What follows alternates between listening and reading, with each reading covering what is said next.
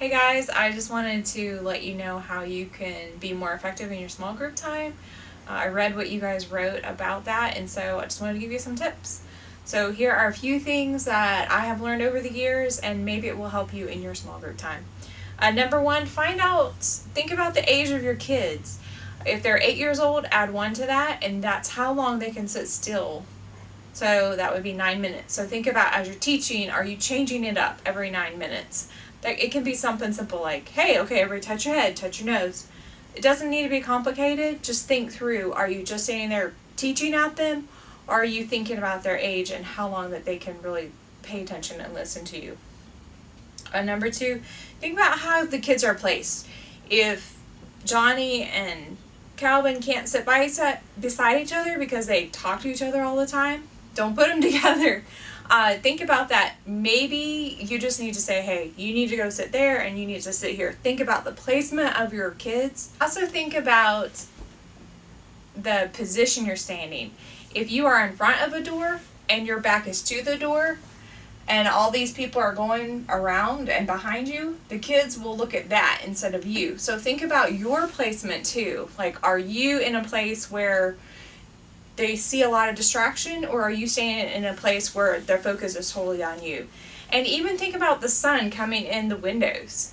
If the sun is blinding them, that can cause a disruption. So think about how you're standing and also think about how they're sitting.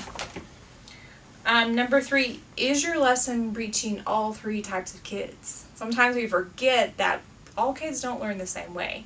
So are you reaching the visual kid, the auditory kid, the kinesthetic kid? Some kids need to touch, they need to feel. Maybe it's just drawing a picture while you're talking. It's okay, as long as it's not a distraction for other kids. Some can hear it, and some just need to be able to see it. See a picture, read a word, things like that. All right, number 4, don't let questions that are off topic keep you from answering them, especially if they're about God or the Bible. It's better to answer what they're thinking about than to teach them something they won't remember because their mind's not on that subject. So if they're talking about Halloween, like Miss Sharon said that her group was talking about Halloween, she said, okay, we'll come back to that next week. And she prepared a whole lesson about Halloween. So it's okay if you don't cover the specific lesson for that week, if you're covering what you feel like they need to learn. Number 5, are you prepared?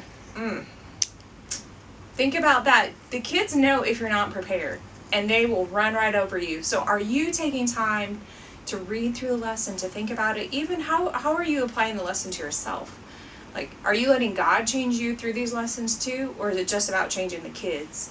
If we have something from God, then we're going to be able to give that to them. But if we're not really receiving for ourselves, we're not going to be able to give to the kids. So just think about that.